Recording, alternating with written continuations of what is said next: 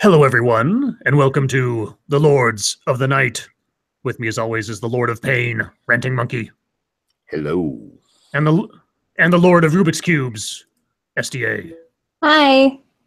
And I'm your host, Scribelight, the Lord of Forks. Dun, dun, dun. Did it throw you off the way I said hello? I don't know. How did you say hello? Well, you just seemed to pause right after I said it. I said hello. Oh, well, actually, what happened? Hello. What happened was I forgot to stop the live feed, and so I heard myself in my own ears, and so I was like, what? Oh. I hate when I do that. Yeah. Thank you, Sanguine. You'd think we would know by now. Thank you, Sanguine. Renaissance zombie comedy. Oh, for fuck's sake. All right. Well, before we get into the copious amounts of ads I have already prepped for other people, how are you guys tonight? I'm good. How are you? I'm okay. I'm okay. Let me zombie. Holy cow. Okay. Well, let's see. Oh, so yeah. So how was Lady Monkey's birthday, Monkey? It was really good. All the kids came home, and that's always a great time. Can we sing her happy birthday? Is she here? We can, but I don't know if she's listening. She was watching a Kid Rock thing. Okay. Well, when she's listening, we should do it. Is she watching the Kid Rock Senate speech? She is. I still want to see that. My son keeps telling me I have to watch it. It's hilarious. Because there's a chance that if we sing her happy birthday, SDA might join in. Oh. Uh-oh. Oh, my God. Well, we'll have to wait for that one. Oh, is she here? Is she coming up? Well, she has her headphones on, so I don't know if she can hear me. Oh, this is text. Suspension is killing me. You're going to text her when she's right behind you. Yes. Yes, we are living in a modern age. Well, let's see. I have several ads to read. I see Zenith already in the chat, so I will do Zenith's first. Okay, so Zenith requested yesterday, given the date. Oh, and by the way, everyone, it is September 11th, and it is my night. So obviously, 9/11 is my fault. Well, it was your fault anyway. Yeah, apparently so. But Zenith specifically asked for a 9/11 screwball comedy. Oh my God. So this is what I came up with. I don't know how screwball it is, but here we go. And some names have been changed to protect any lawsuits. From Pisney Films and Dixar Studios comes the high-flying hilarity of four anthropomorphized jetliners in a race to their heavenly reward. In a reality where vehicles are defined by those controlling them, siblings Wayne, Blaine, Jane, and Zane Plain go from fun-loving professionals to suicidal religious extremists in the blink of an eye. Now they're each taking a hilarious trip into oblivion to make this September 11th a slam-bang event for the ages. So get ready for takeoff with no landing as Zenith Productions brings you Planes 3, High Jack-Off. Oh my God. I can't believe you just did that. That's hilarious. I fucking love that. That was awesome. Oh, Zenith, thank you. My box cutters are ready. Jesus Christ. Oh, Zenith. Did you want another ad, Zenith? It might be later, but okay. Now I just need to know that Cryptic is in the chat, and who else do I have? I got Cryptic. I have Point Curations ready, and I've got Sweepers ready whenever I see these guys available. That was fucking awesome. I just gotta say that. God, what is wrong with me? So many. You've been around us too long.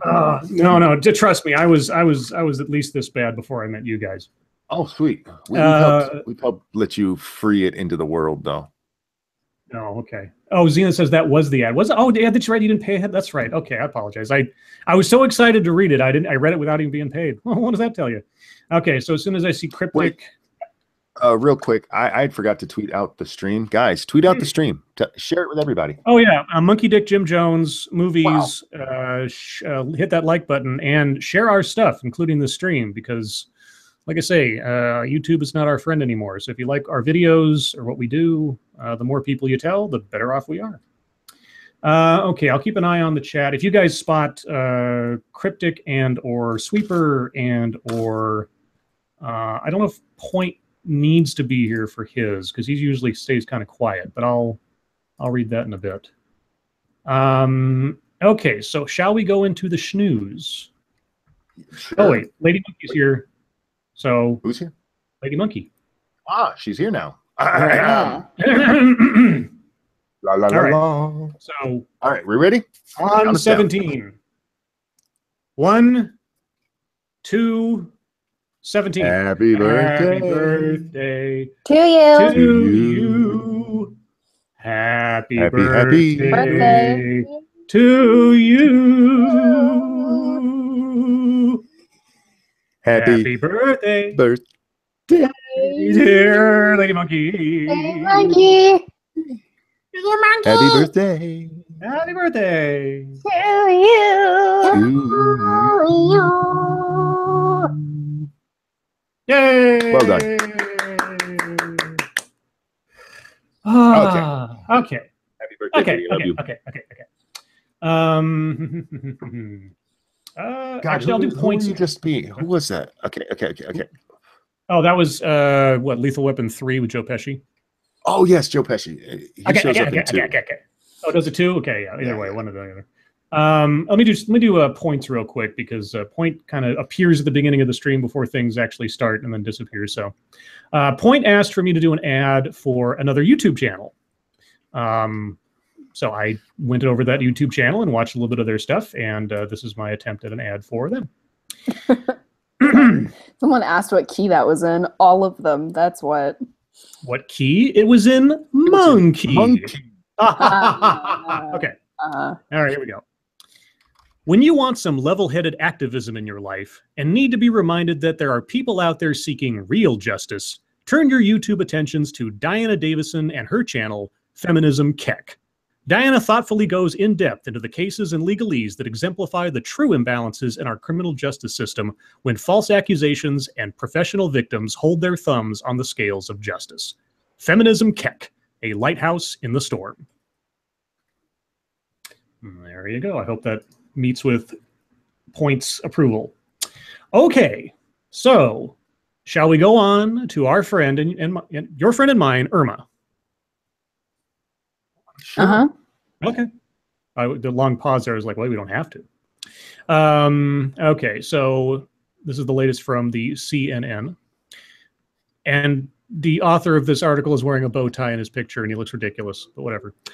10,000 may need evacuation from ravaged Florida Keys.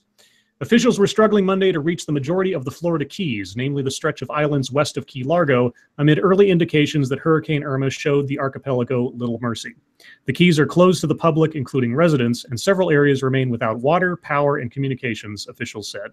Quote, "My heart goes out to the people of the Keys," Governor Rick Scott said. "There's devastation. I just hope everyone survived. It's horrible what we saw."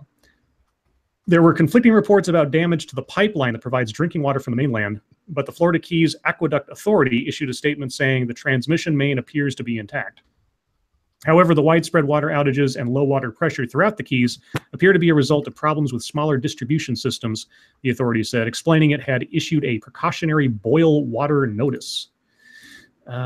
Things were looking so dire that an estimated 10,000 people who rode out the storm in the Keys may require evacuation. The island chain is home to some 79,000 people. Irma's eye passed over Cudjoe Key, about 20 miles east of Key West, Monroe County Commissioner Heather Carruthers said. There was a great deal of storm surge between Cudjoe Key and Marathon Key, but it wasn't as severe as during Hurricane Wilma during 2005. Irma also appears to have caused less structural damage than Wilma. 2 people died, but it's unclear whether the deaths are storm-related. Rescuers expect to find some loss of life as they make their way into the island chains. Carruthers said, but, quote, "I don't think it would be significant because so many people evacuated." Okay. Let's see. I'm trying to see what where Irma's going next. Well, let's see. Right now, supposedly it's just hovering over SDA's territory. Or what's left of it. Yeah, for right now. And it's been pretty windy all day. The power's been flicking on and off. So. Yeah, so hopefully, fingers crossed, we don't lose SDA during the stream, but we shall see. It says by 11 p.m. tonight Eastern time, the eye will have crossed over into Alabama. Mm-hmm. And then by Wednesday, it'll be somewhere near Kentucky, somewhere in between Kentucky and Missouri. I do have tomorrow off Okay. again. So yeah, that's all the big sort of Irma news at this point. Right now, it's people are just trying to get back into the places that were knocked over by it and try to assess what's going on or how much damage there was. Let's see. Oh, Base Mama's in the chat. Hi, Base Mama. Hi, Weebo. Hi, all of our friends. Oh, Sweeper. I am here to show some love on my way to work, and happy birthday, Lady Monkey. Thank you, Sweeper. Did you have another ad you wanted me to do? Because I have the one you wanted for Monkey. So let me read that one real quick. He requested I do an ad for Monkey. So this is my attempt at an ad for... Oh, holy cow. Thank you, New Fate 26. Good day today. Got some work done fixing some things around the house and managed to catch the Lords of the Night stream in time. Here's money to celebrate. Oh, thank you so much. I hope this show is at least as entertaining. All right, here we go. And you may want to turn off your microphones because maybe you want to cut this and use it yourself. I don't know. Maybe, if it's good enough. In a world gone mad, you can't rely on any one man to make sense of it all. That's why you need a monkey. A ranting monkey. Watch each week as the ranting monkey takes aim with his poo-flinging arm and banana-sharp wit at the ideological idiots of the current year. And remember, no matter how bad it gets, everything stays funky when you've got the monkey. The Ranting Monkey, airing now on YouTube for as long as they'll let him. This has been a public service announcement from Sweeper Steven. Your life makes me sad. Just seemed like that should be added into the commercial there. Yeah, cut that, chop that, use that yourself. There you go. All right. Yeah, so let me see. Sweeper, did you have something else you wanted me to do? Did I miss it? I haven't yet. Okay, well, you and New Fate and you, let me know, or tweet me or something so I don't miss it out. You guys pick. Okay, oh, thank you, Sweeper. Okay. I will put you down on the list. So we got Sanguine's Renaissance, Zomedy, Sweeper, Random. I will try to get that during MSS News time. And then New Fate, let me know. I'll try to keep an eye out. Okay. Yes. Stop for just a moment. I really want to address something. Okay. I just got tweeted to from Ranting Feminist on Twitter here. This is a comment that was left on her video. Choosing not to speak isn't being silenced, you dumb blue-haired feminist bitch. You also fail to realize that no matter what, someone on the internet will be mean to you. If you can't handle that, maybe you shouldn't be on the fucking internet, dumbass. If you're going to take my argument, which I don't mind you doing, and take it somewhere else, and you're going to be insulting, at least be funny about it. That's not even funny. That's just rude. Don't just be rude. Make it funny. That's all. Just my own public service announcement. There you go. Let's see. You want some North Korea news? Sure. Are we going to blow them up? No, the opposite. We're going to build them? No, we're going to give them some more sanctions. Oh, fun. UN passes fresh sanctions on North Korea. Oh, what will we take from them that they don't already not have? The United Nations... Step stools. Yeah, God.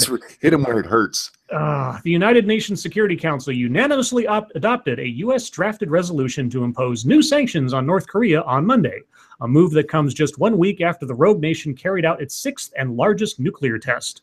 The resolution is designed to accomplish 6 major goals. Cap North Korea's oil imports, okay, ban textile exports, okay, end additional overseas laborer contracts, okay, suppress smuggling efforts, okay, stop joint ventures with other nations and sanctions. Wait, okay, I'll read it as it's written because this sounds awkward, but maybe it'll work out. Stop joint ventures with other nations and sanction designated North Korean government entities, according to a U.S. official familiar with negotiations. Okay, sanction designated North Korean government. How do you, if you're sanctioning the country, aren't you sanctioning all the entities? No, that would make too much sense. Right? Just the schoolgirls at first.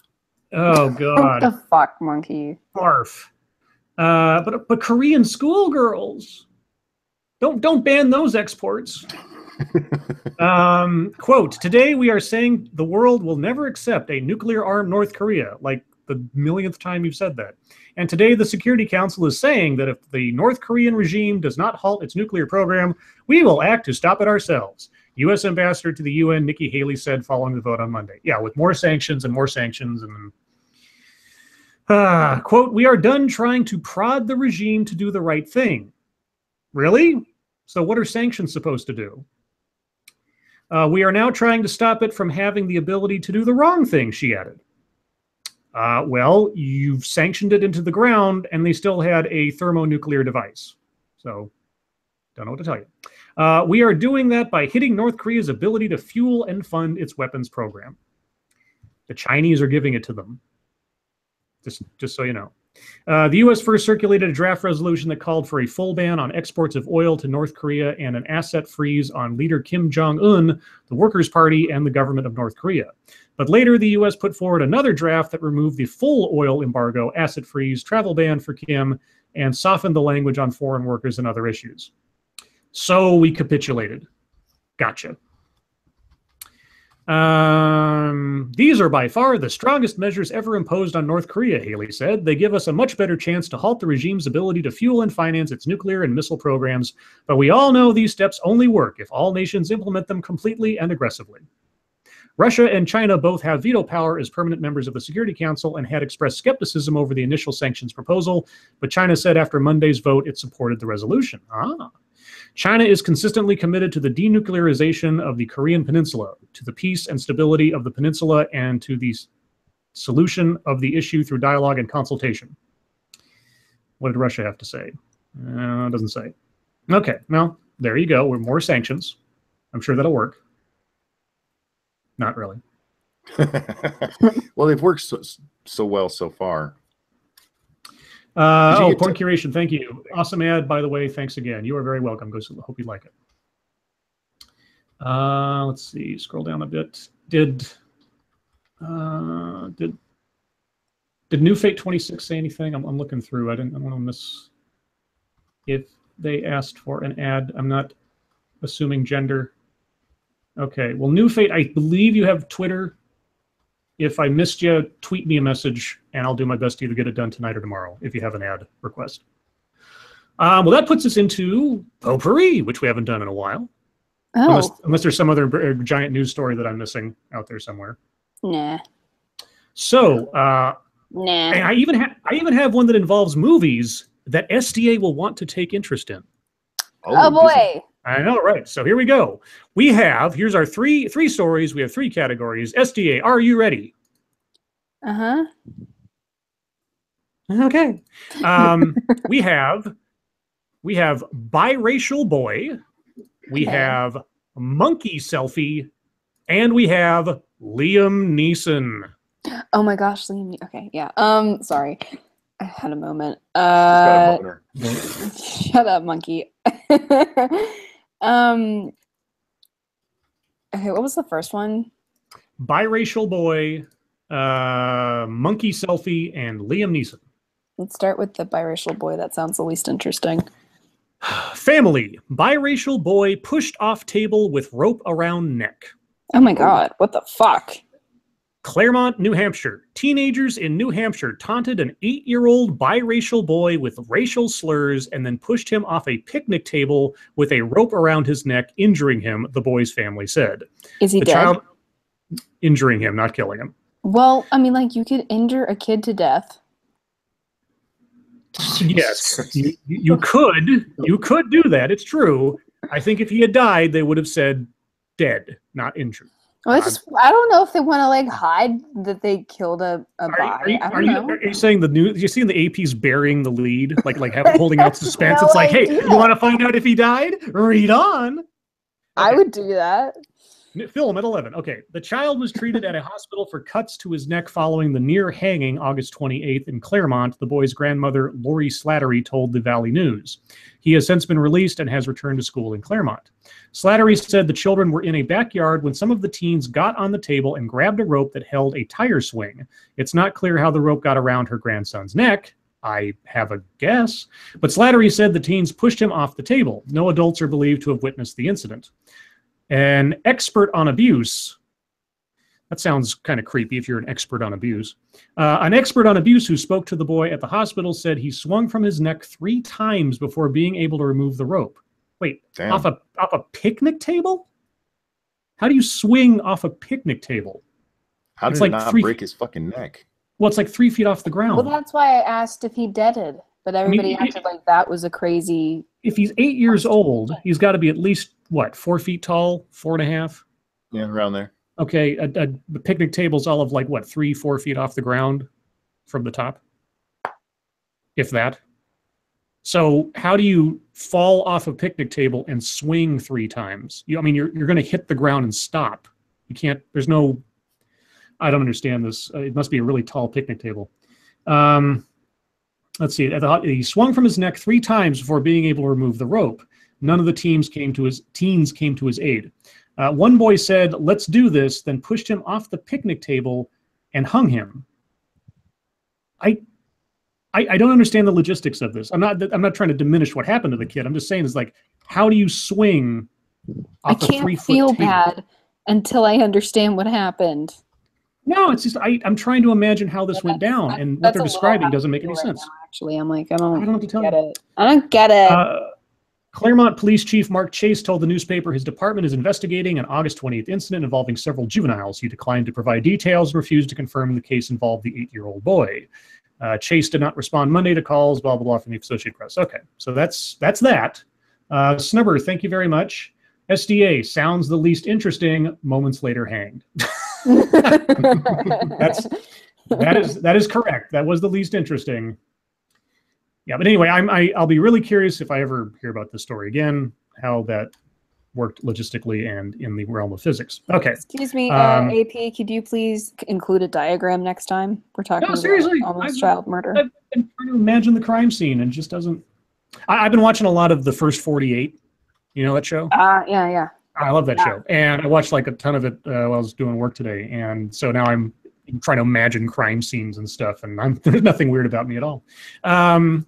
So I'm assuming you want to save Liam Neeson for the last. Well, yeah, he's the best. Then this is a story we actually touched on at least a couple of weeks ago or something regarding a monkey selfie and who owns the rights to it. Oh, yeah. I remember that. All right. Well, the lawsuit has been settled over rights to monkey selfie photo. Oh, boy.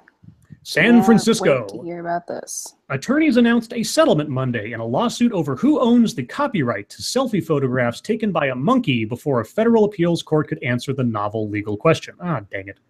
Under the deal, the photographer whose camera was used to take the photos agreed to donate 25% of any future revenue from the images to charities dedicated to protecting crested macaques in Indonesia. Lawyers for the animal rights group said. Attorneys for the group and the photographer, David Slater, asked the San Francisco-based Ninth Circuit U.S. Court of Appeals to dismiss the case and throw out a lower court decision that said animals cannot own copyrights. Andrew J. Dewey, an attorney for Slater, declined to comment on how much money the photos have generated or whether Slater would keep all of the remaining 75% of future revenue. There was no immediate ruling from the Ninth Circuit. The People for the Ethical Treatment of Animals sued on behalf of the macaque monkey in 2015, seeking financial control of the photographs for the benefit of the monkey named Naruto that snapped the photos with Slater's camera. Right. Yeah, because PETA could just swoop in and claim copyright over something that has nothing to do with them, because it's an animal, because they represent all animals. Who will speak for the animals? Who will speak for the trees, the truffula trees? The monkey. Oh, God, fuck that monkey. I know. Fuck that monkey. It's a Lorax. Fuck that monkey. Well, yeah, I was making a Lorax reference, but yeah. I got that. Yay! Okay, well, there you go. They settled. The legal question won't go any higher, which I wish it had, because that would have been great for PETA to never be able to do anything like that again. But moving on, we have Liam Neeson. We have some sad news regarding Liam Neeson. Well, that's no fun. I know. Liam Neeson says his days as an action hero are over. How dare he? Toronto. He's 90? Well, something like that. He's not 90. No. Special set of skills or not, Liam Neeson says he's finished making thrillers. In an interview, Neeson said that he plans to stop even though it's hard to turn down the lucrative offers he gets thanks to his box office success in the 3 Taken films. Although 2 and 3 sucked ass, don't bother watching them. Especially 3. Oh, God. Oh, God. As well as other thrillers. Neeson believes he simply is getting too old to be an action hero.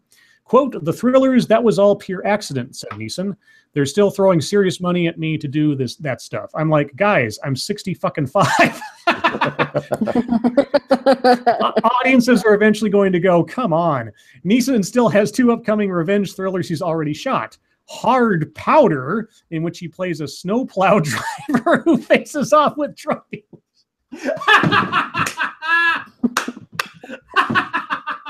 I love it. I love when Scribe laughs big. My God. Hard Powder. He plays a snowplow driver who faces off with drug dealers. You remember Hard Rain? Yeah. Christian Slater, Morgan Freeman. Mm-hmm. Yeah, I remember when the first trailer I saw for that came out, it was called The Flood. And then it disappeared forever because it went into like reshoots or something. And then it came out again, it was Hard Rain. And I was like, okay.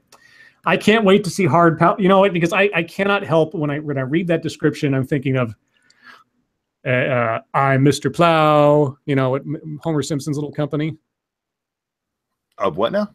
When Homer Simpson like gets that snowball, yeah. he's like, Mr. Plow, that's my name. That name again is Mr. Plow. Yeah, so it's going to be Mr. Plow versus drug dealers. Yeah, I've ever heard for a movie. That's, oh my God. Okay, Plow what's the second one? Versus drug dealers. Yeah, Hard Powder. So look out for that one, folks. Hard Powder. And the second one is called The Commuter with director Yame Colette Serra. That sounds right. Who also directed Neeson in Unknown. Not Unknown, which I have a copy of on that collection disc we bought, but I haven't watched it yet. Yeah. I've seen it. I like it. So that was the same guy who directed Unknown, Nonstop, and Run All Night. Run All Night I saw in the theater. And it's not the greatest movie in the world, but it was fun. Did you see what Cody just said? No, they should have called the movie Plow Hard with a Vengeance. That's awesome. And I want to have a movie called like Plow Now, Brown Cow. I want Plow Hard. Plow Hard. Hard Powder. I think about the movie Powder like it's a porno. Hard Powder. He like uses his magical telekinesis powers to do like horrible things to naked women. Anyway, but Neeson says those will be his last. Quote, I've shot one that's going to come out in January sometime. I bet that's the snowplow one. But there might be another, that's it, said Neeson, but not Taken, none of the franchise stuff. Instead, Neeson has turned back to his dramatic work.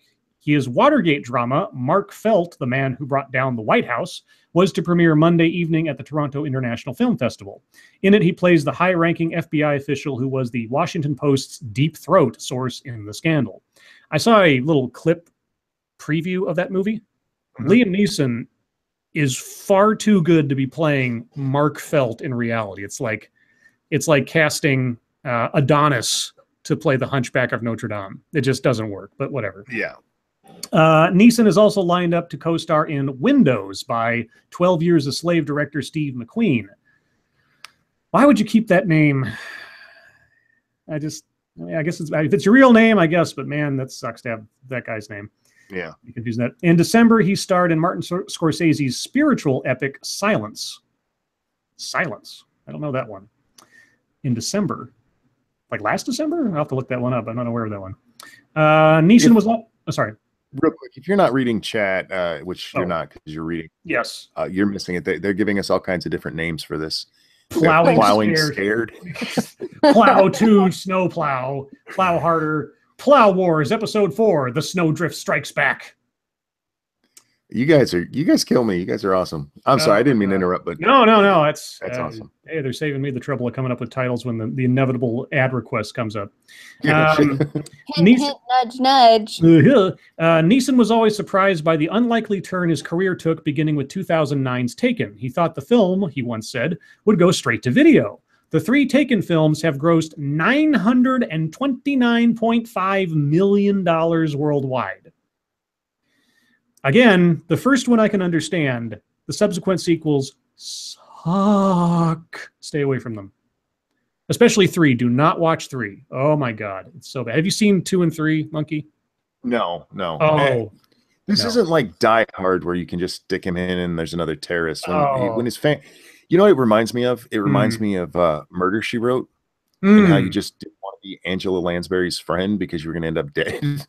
Pretty much, yeah. Stay away from Angela Lansbury. She brings death with her. She's actually the Grim Reaper. That was the whole secret of the show. Okay. Weebo Jones says, admit it, Scribe, you loved 3. No. It is so bad. It's so bad. And actually, if you want to see, and I'm going to plug somebody else here. So Gabrielle, one of my favorite YouTubers who doesn't put out enough videos, he did a whole 3-part in one video review of all the Taken films. And he does the most on-point breakdown of each film and says everything I could possibly think to say about 2 and 3. So look up Gabrielle, and take a look. Or I'll tweet it out later for anybody else who wants to see it. You know what I think they should do? I think they should take this Snowplow movie and make an all-female cast version of it. I think that's what the world needs. Plowers for Algernon.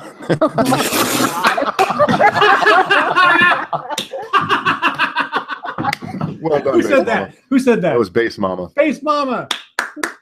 Oh, you win the internet for that moment. That moment in time. Sailor Plow, Lady Plow, Plow Snow Now.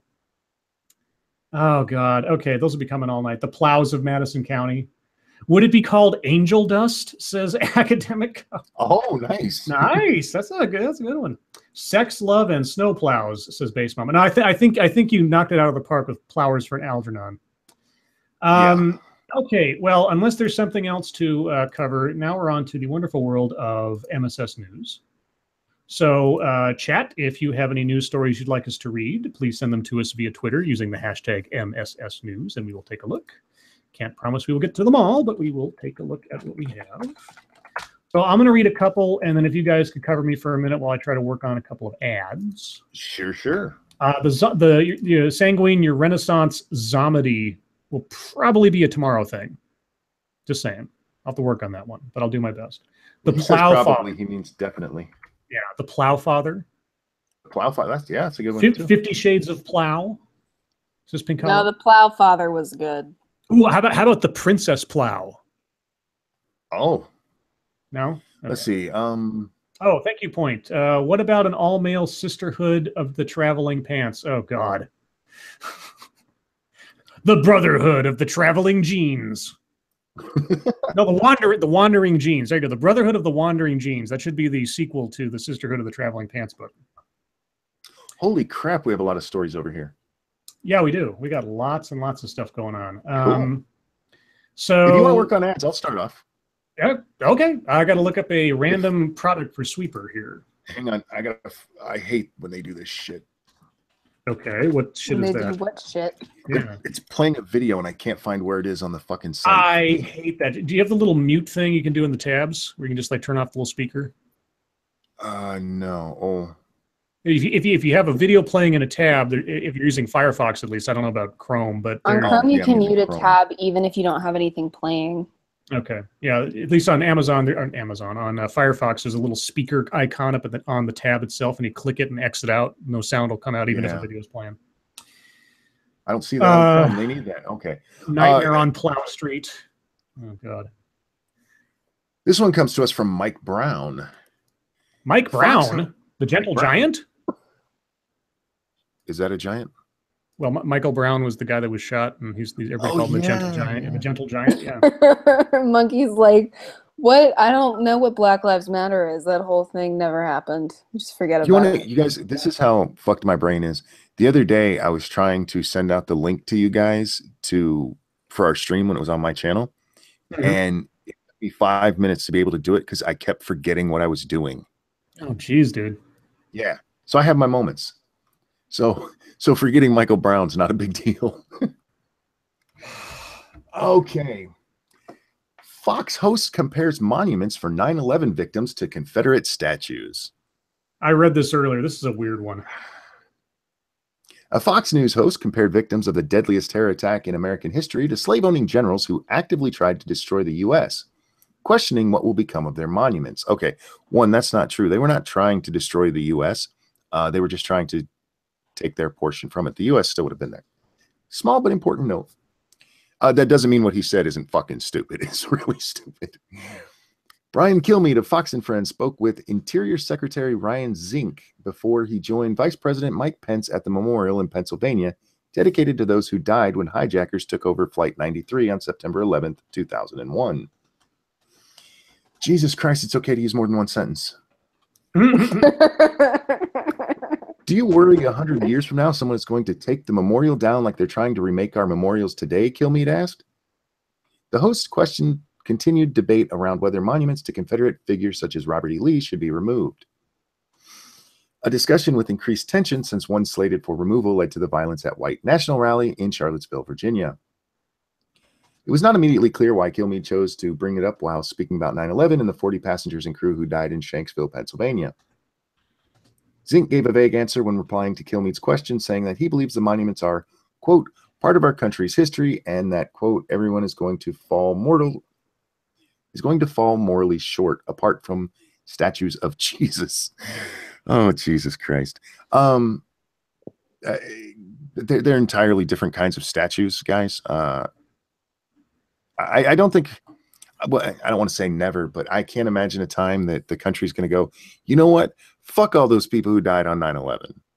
Yeah, I mean, if we had statues of, sorry. If we had statues of people who had hijacked the plane, then yeah.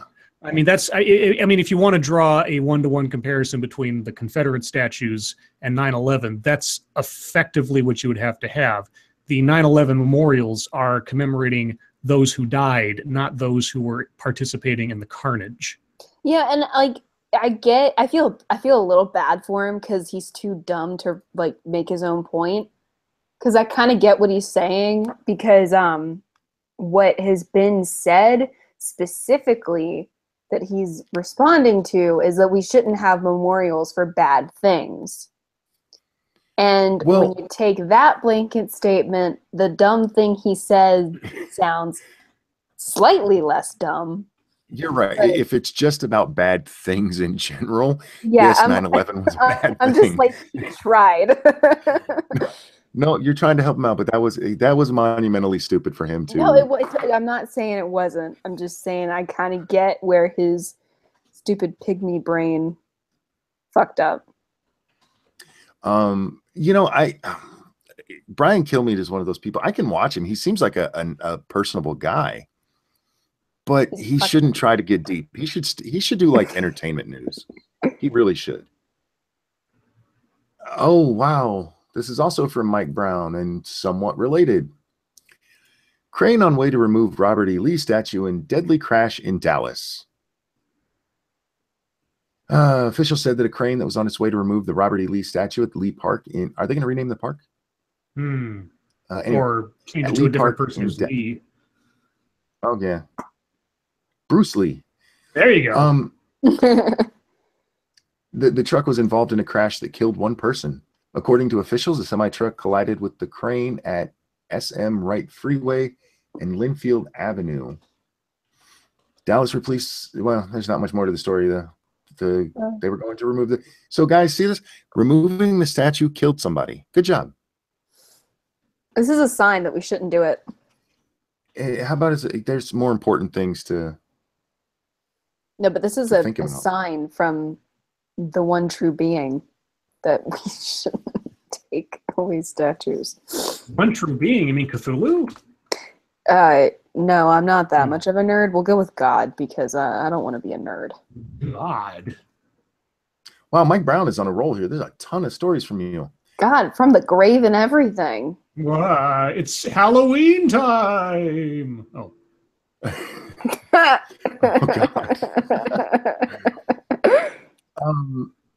A Pizza Hut told Irma fleeing employees they could be punished for skipping shifts. I saw this tweeted out a while ago.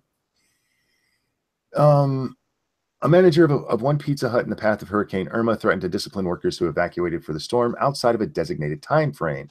and the brand has come under fire on social media for the shameful policy. A photo began circulating on Twitter of a memo posted for employees in one Jacksonville Pizza Hut location with an explicit list of instruction for employees. To all team members, the memo begins before laying out a policy that dictates that employees cannot evacuate more than 24 hours before the storm and must return within 72 hours. Failure to show for these shifts, quote, failure to show for these shifts, regardless of reason, will be considered a no-call, no-show, and documentation will be issued, it reads. After the storm, we need all TMs available to get the store up and running and serve our communities as needed. How do you guys feel about this one? Corporate bullshit. I'm torn on this because as far as evacuating, the sooner you can evacuate, the better. So in that one, the 24 hours, especially, and this isn't a small town. This is fucking Jacksonville. If you wait to the last 24 hours, there's a chance you might not get out.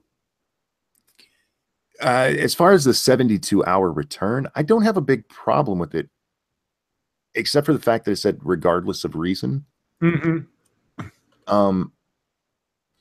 If the storm damage isn't too bad and you can get back to work, you should get back to work. There's no reason to lounge around and not do it.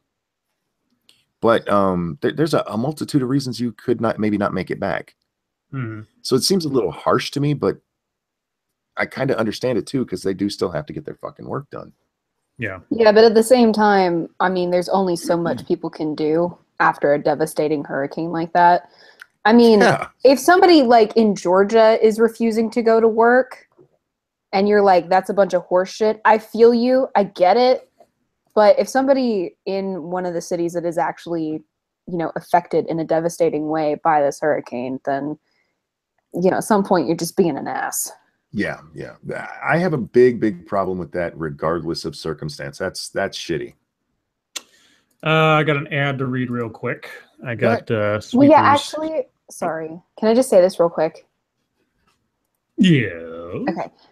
Because with the regardless of circumstance, I guess you could end up with people trying to get to work and possibly hurting themselves or putting other people in danger.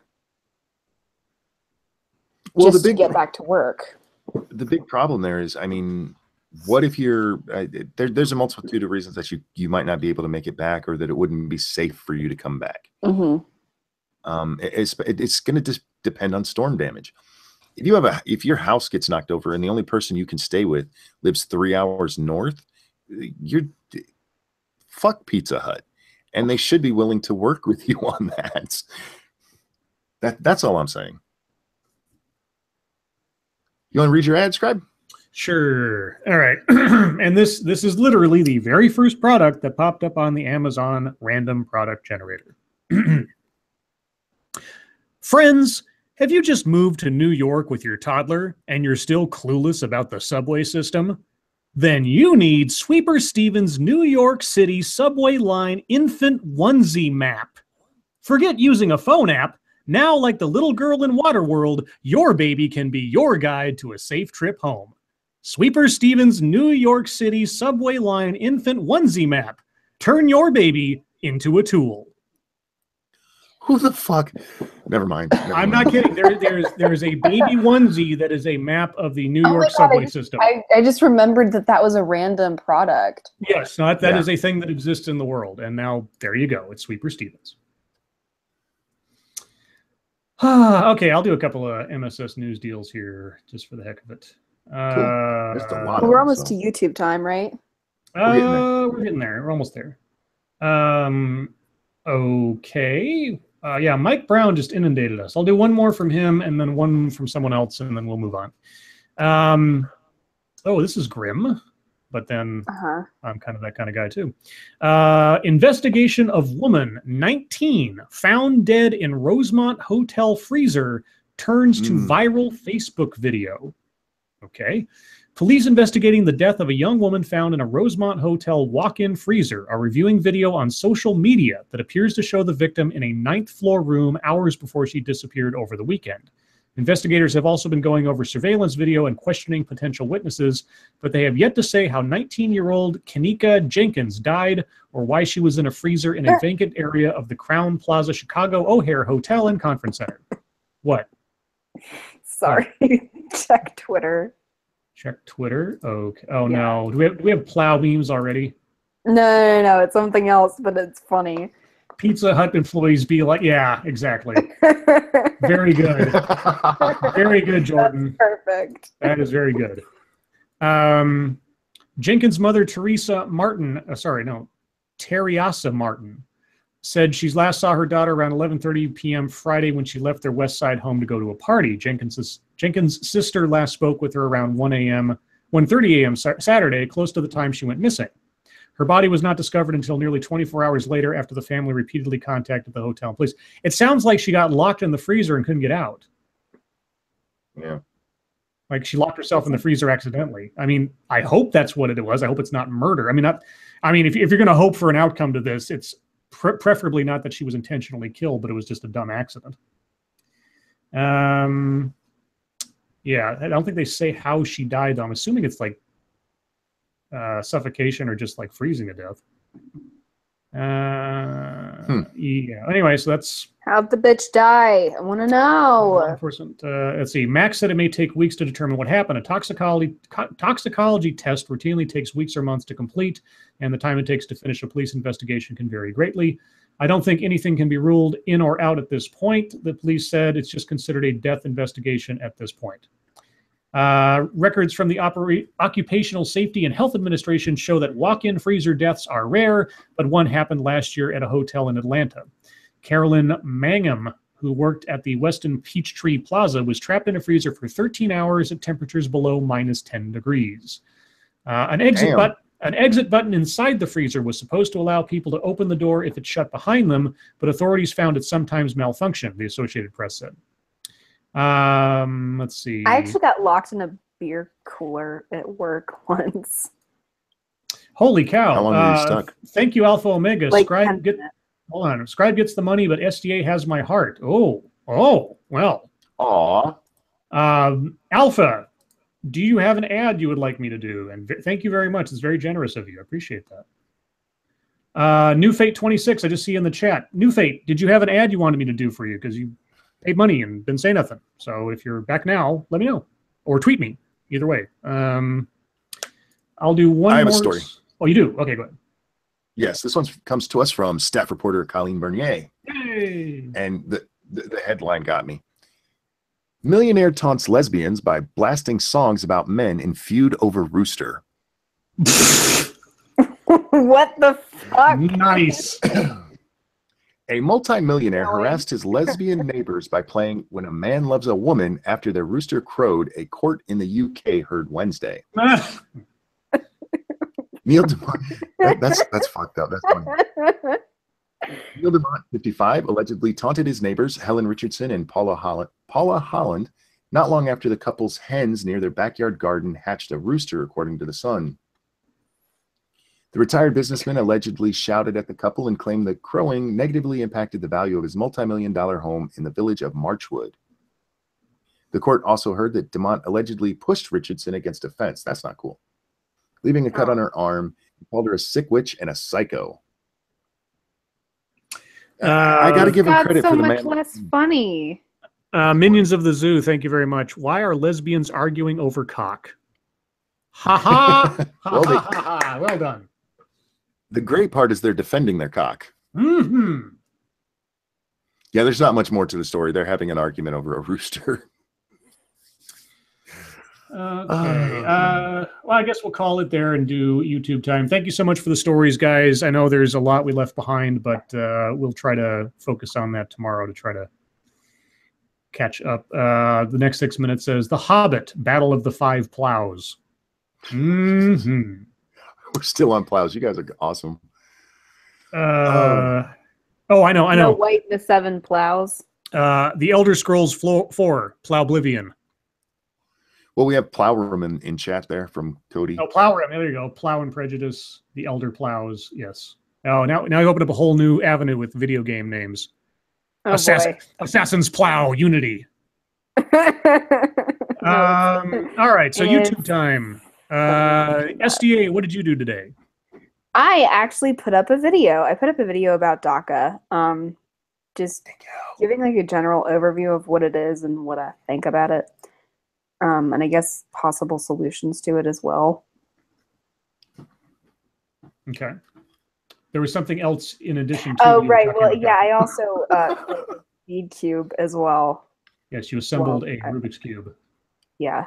Yeah, so I was it's telling actually a Moyu Weilong GTS2. It's not a Rubik's brand cube.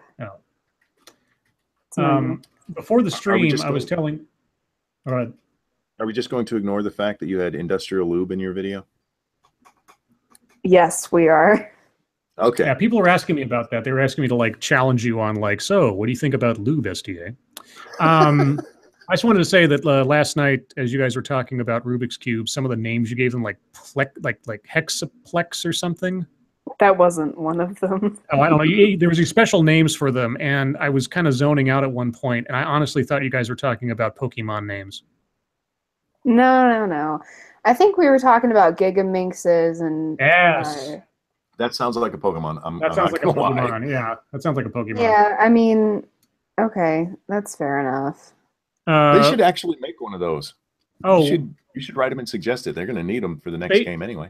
Based Mama, you had such an opportunity there. I mean, it's funny, but oh brother, where art plow makes much more sense. Where plow thou is hard to say. Plow thou, yeah, plow thou. Yeah. Okay, Monkey, what did you do today? I made half a video. Mm-hmm. I'm doing my response to the whole PewDiePie thing. I wasn't even going to do it until I watched Phil DeFranco's video today, and his video pissed me off. So I actually made a response to him. Really?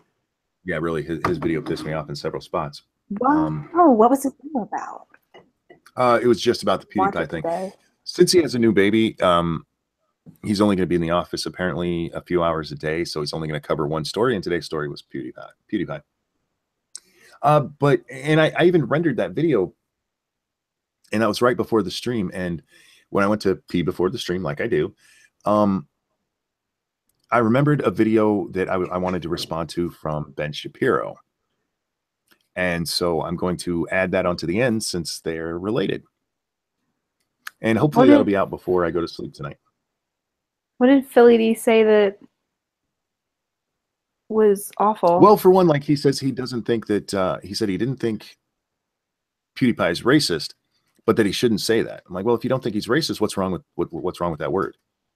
A word cannot be fucking racist. It can't be. It's a word. And I will give you a preview. Here's something that I have a real problem with, this whole you can't say the N-word thing.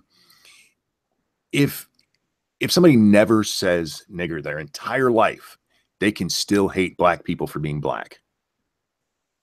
The word isn't what matters. It's the intent. It's what you mean to say. What this is suggesting is that it's honestly better to call somebody an asshole when you mean I hate you for being black, rather than using the N-word when all you mean is you're an asshole. They're literally saying it's better to be racist than to say a word people think is racist. And that is fucking retarded. Sorry. I agree with you. Thank you, Jordan250. Why was the snowplow on trial? He was charged for assault. Because they assault things. Yeah. Very well done. So I live in the South, all right? We don't like have assaults. Real quick, Jordan, you are on fire with your fucking memes, man. I love what you're doing. Yeah, that was hilarious so far. Plus, you made me Batman, so I love you. That's true. And I got to be what was I again? Let's Who see. was I? I was Nightwing. So Weebo was Batgirl. so she was gonna like reach back and rub my crotch. Wait, who was I? You're you're Batwoman, I believe. Okay. Yeah, I was Nightwing. You were Batwoman. Monkey was Batman. Irate Bear was Robin, and he was all pissed off. I was like, "Why am I Robin?" He's like, "Because you suck." That girl wearing glasses wants to know why I said N-word instead of nigger. Because I don't need to say the word, and I'd rather have a discussion about what the differences mean then get into a discussion about why I used that word. There. Let's see. Weibo says, Monkey, wouldn't you agree that the connotation of that word in places like Sweden, Felix's native land, and the U.S. are very different? Wouldn't that be something to consider? Well, that's like saying faggot in Britain versus here, or saying cunt in Australia versus here. It's different. Language morphs depending on where you are and who you're talking to. It just... I don't care if people say it. I really don't. To me, what matters is what's in their heart and their head. I don't give a fuck what word you use. If you call somebody a doo-doo head and what you really mean is I hate you because you're black, you're still fucking racist. You know what bugs me about this and other similar topics like this is the absence of context clues. Okay? Context clues will tell you why this word is being used in this situation and for what meaning. If it's being used in a situation where the context is correctly cited as racist or mean or something else, then sure, you can like get offended at that, I suppose, or feel like that person is a racist or whatever else. But if you're playing a video game and you're insulting somebody in the middle of a Call of Duty thing or something, it's like, come on, grow up. But then the thing is that so few people seem to understand what video game culture means, and how you behave on video game competitions is a hell of a lot different than real life because it's its own little universe. So anybody just seeing this completely out of context is going to just like, oh, how shocking. And it's like, have you never played like Return to Castle Wolfenstein on Team ever? Oh God. That's another thing that made me laugh is if you game at all, you have heard the word repeatedly, and it's people. I've been called the word repeatedly, and I am white as the sky. Nobody was being racist when they said it.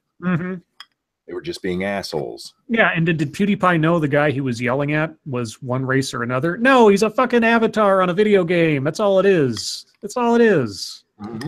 I mean, yeah, if you want to know what it's like, get on voice chat, Vent, or whatever else, with a team of guys playing whatever. Just pick your multiplayer game. Any competitive game. Any competitive play. Hey, play. You want to know what it was like in the olden days? The olden days. Counter-Strike. Counter-Strike when it first came out. You want to know what it's like to hear verbal harassment in a way that's meant to be competitive and intimidating and like shit talking against one team and the other? Yeah. Counter-Strike. Olden days, man, there was nothing worse. If you're going to be so thin-skinned as to fall apart, 5 minutes of Counter-Strike is going to kill you. I don't know what to tell you. So anyway, for myself, I put together all the pieces I need to make my next video, which is a little thing The Root put out 2 days ago, which I guess it's their kind of usual fare. It's sort of like a little animated informational thing. And I don't say this in the script because I can't find information to confirm it, but the video is in regards to the school to prison pipeline theory. And how if you get disciplined in some severe way involving the police or anything else really in school, then that sets you up for a entire lifetime of criminal activity or whatever. Now, I've done one video in the past, long time ago, one of my first TEDx videos about, it was about restorative justice, but the speaker, who was a teenager, I believe, I think it was one of the few TEDx's that I did that had a young person in it. I usually avoid those ones just because I figure they're not old enough to have the excuse of old age for what they're doing. But she talked about the school to prison pipeline theory in her speech. When I listened to this video today, I cannot say for certain, but I swear to God, the narrator of this video is that girl. Just listening to the way that the person forms her words and the accent and everything, if it's not the same person, then it's just an amazing coincidence. And I'm trying to find something that will tell me who the narrator of this Root video is, but I can't find anything that tells me that. So I'm not going to put it in the script until I can confirm it, if I can. But it would be amazing if it were the case. Anyway, so they talk about the school to prison pipeline, and they put up a bunch of statistics regarding the basis of their theory. And one in particular kind of struck me, and I hate to say it, kind of, I went a little teal deer on checking their sources, a little. And I make fun of myself in the video for having done so. And I actually had to cut that part down because I went off way too long on it. But anyway, I have all the pieces for it. I'll probably start assembly tomorrow. I may have it out tomorrow evening before the stream, or at worst, I'll have it out Wednesday morning, depending. As far as YouTube drama, I only have one offering for YouTube drama. Is Monkey back yet? I am. Oh. My Hangout did something weird. It went. I was reading. Oh, I didn't even know he was gone. Oh yeah, I heard him say he was going to be back in a second. Yeah, this window went to all code rather than seeing YouTube. Weird. Yeah, I only have one sort of kind of piece of YouTube drama, and I tweeted this out about an hour or so ago. So at least as of this moment, I am still a follower that hasn't been blocked on Lily Mead's Twitter account. Why do I know that name? Lily Mead is the one who did the takedown of SDA via Team Vogue and everything else. Yeah, it was a Team Vogue, right? I can't believe you don't exactly know that by heart, Spunky. I forgot Mike Brown, for fuck's sake. So I'm going to read verbatim something that Lily Mead posted today. Okay, now in context of her interactions, let's say with SDA, take this into consideration. I'm surprised how much it bothers me when some progressive people can't see they are feeding the very thing they claim to stand against. This is not really this is not really subtweet of anyone I follow / regularly interact with, but a hypocrisy I've noticed overall. Feminists who take part in tearing down other women, activists for equality until they're called out on their own mistakes, etc. Now, in context is going to be the theme for tonight. In context, isn't that ironic? Don't you think? A little bit, yeah.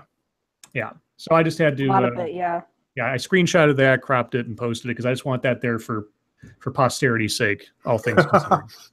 Lady Monkey, how is Scribe not blocked? He's the one who started it all. I know, right? Well, that's true. I never actually interacted with her in any way, shape, or form. I just kind of like passed the material on to SDA, not knowing that it was going to lead to this. I had no clue. I was just like, oh, this is about writing. This is more SDA's speed right now than mine because I'm not much of a professional or aspiring writer. So, New Fate 26 tweeted me his ad idea. Oh Lord, New Fate 26. Are you sure you're just not a clone account of Sanguine?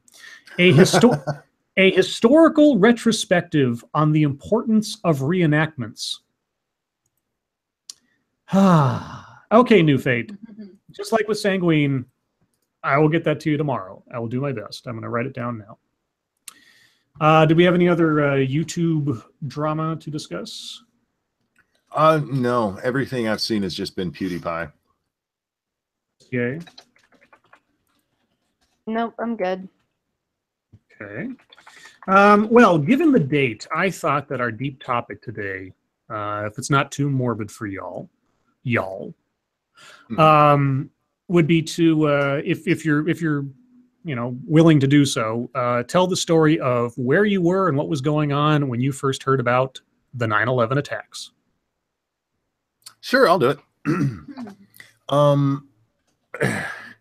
From the Lord of Pain, I was in pain. I was sleeping on the couch. I remember that very vividly. And this was after I hurt my neck the first time. I'm trying to remember if I'd had surgery or not. No, I hadn't had surgery yet. But I was off work and couldn't move very much and just fell asleep on the couch. And Lady Monkey woke me up and told me that a plane had hit the trade towers. And it was maybe 5 minutes later that the second tower got hit. That's where I was. Yeah. So I guess I have a kind of a different perspective on it because I was 4, but I do remember it, if that makes sense. Mm-hmm. Because I remember all the adults around me just getting really fucking weird. And everything was super weird the whole day. They handed us flags and everything. We were all like, whatever. We had no idea what was going on, but I just remember every single adult, including my parents and like all my teachers, were just really upset. And I don't remember if like we went home early that day from daycare, but I do remember all the adults, you know, acting like the world had ended, which I get why now, but it was kind of weird as a 4-year-old.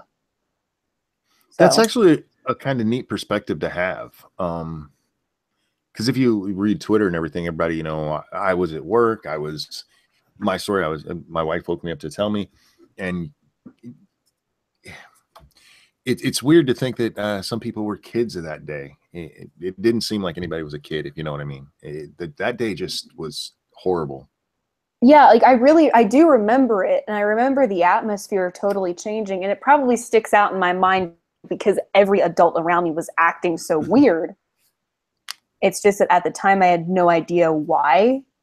So it was like the entire world shifted on its axis, but like nobody could really explain to us what was happening. So it was which is actually kind of interesting, I guess, looking back on it. So I was visiting home from college at the time. I think I was just a few days away from going back to school after summer break or whatever it was.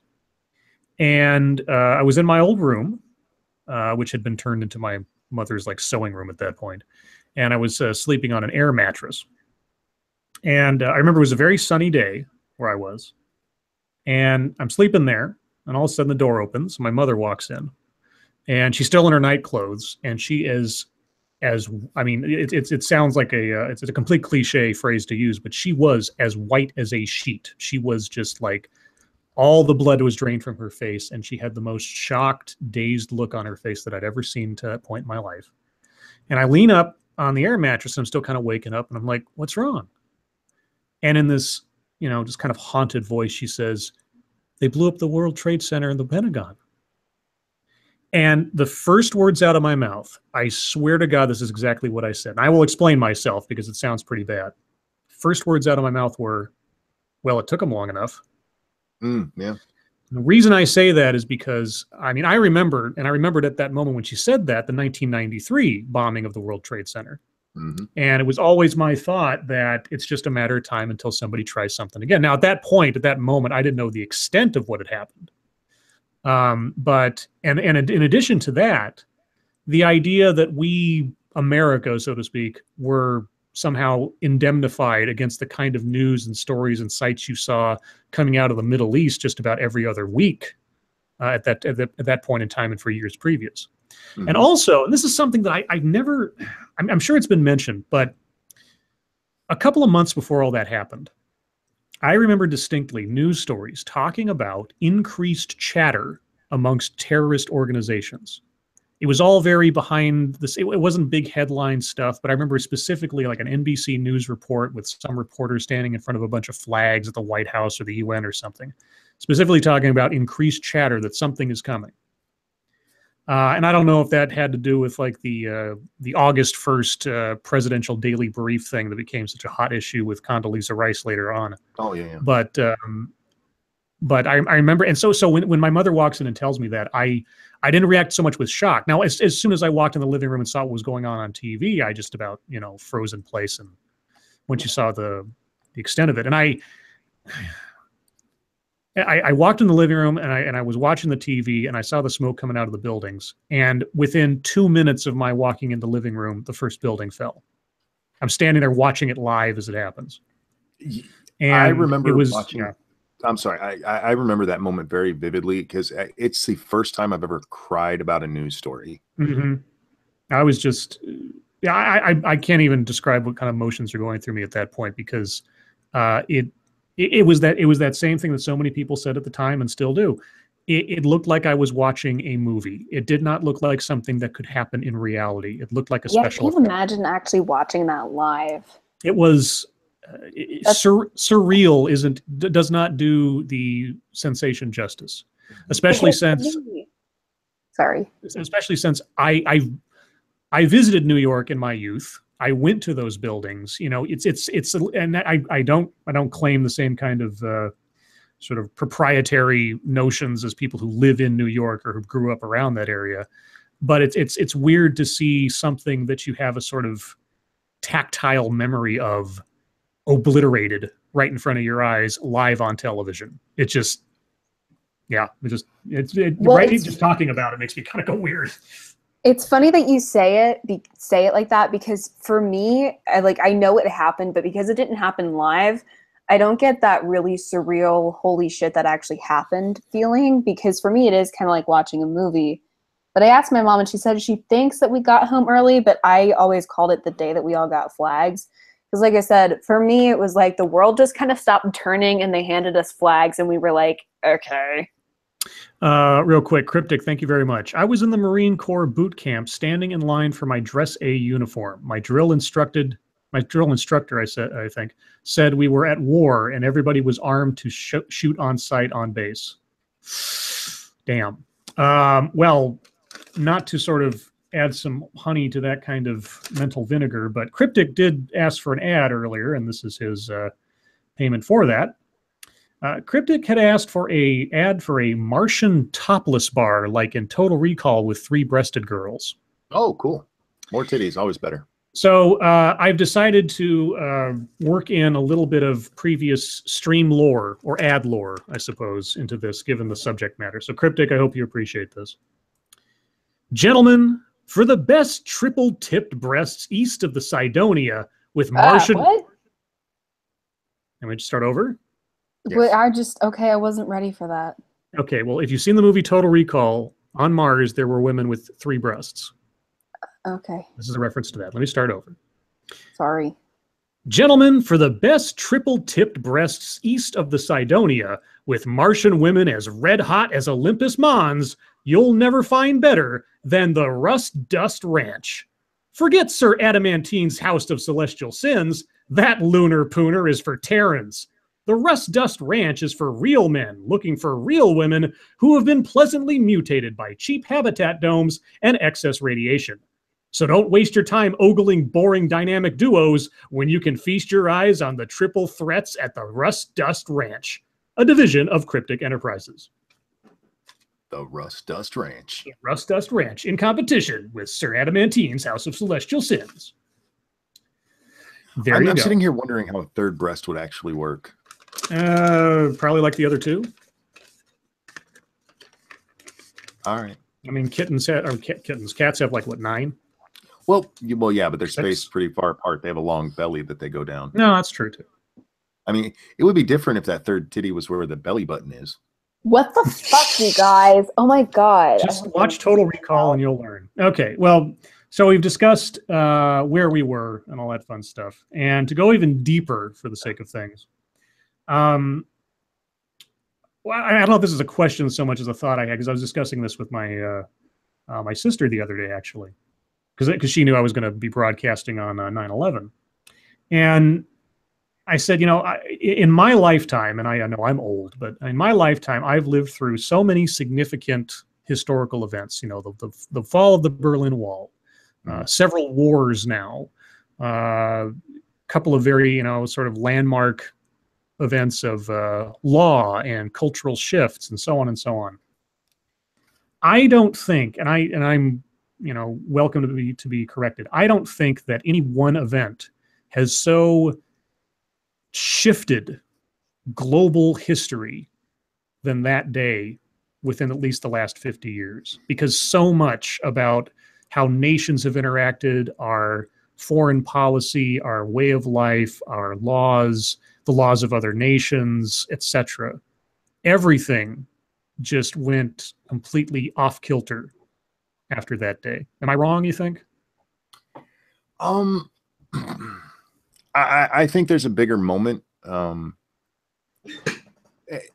was probably the most instant. But as far as sea change in the world itself, I would actually say it was with the release of the iPhone, the day that came out.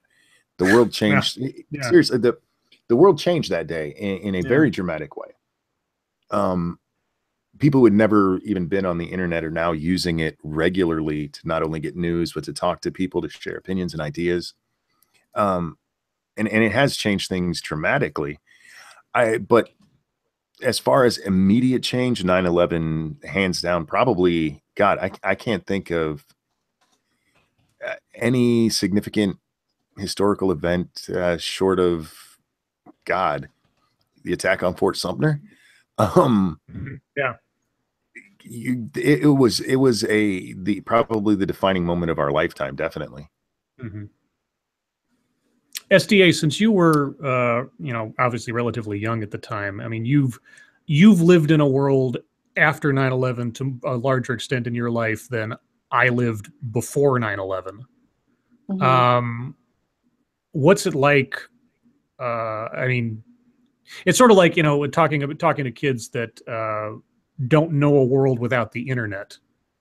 What's it like to look back on like things that happened before 9/11 in a historical sense? Does it seem just even more surreal that things were like that before, or I don't know.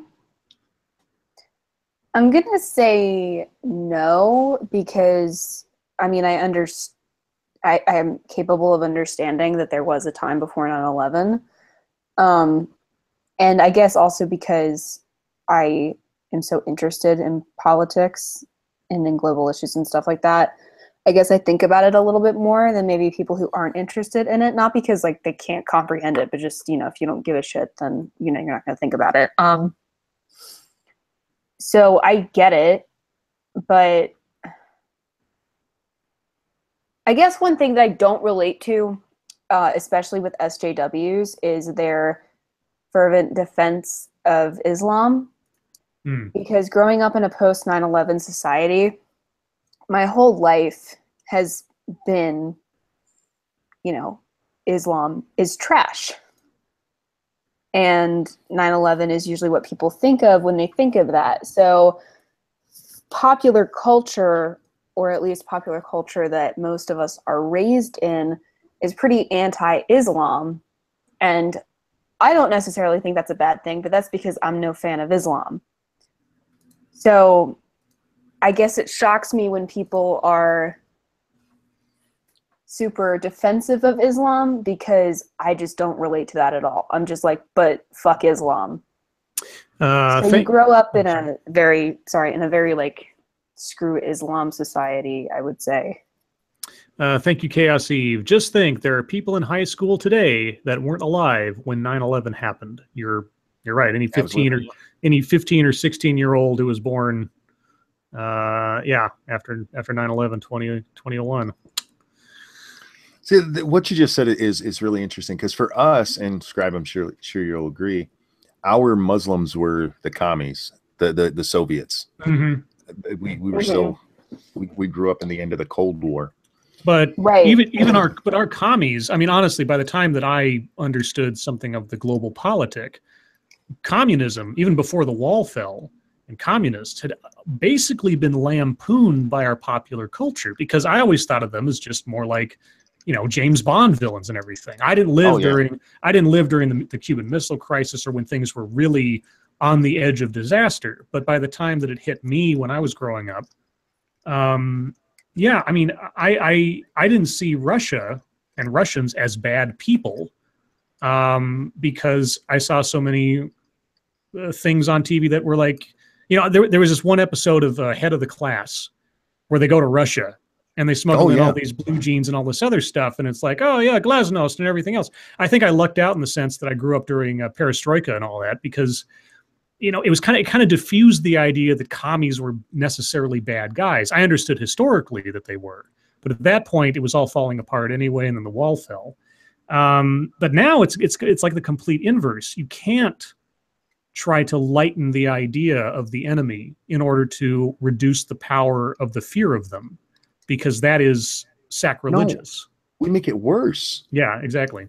We encourage the terrorist part of it, the terrorism. Yeah. We terrorize ourselves, for fuck's sake. Mm-hmm. Yeah, we made fun of commies all the damn time. They were a joke. Yeah. But we can't do that about Islam, And not to say, and again, I want to make the distinction. There's a difference between criticizing the religion and then going down to the individual adherent. Those all vary and everything else, but the fundamental messages of the religion itself is something that should not be forbidden from commenting on.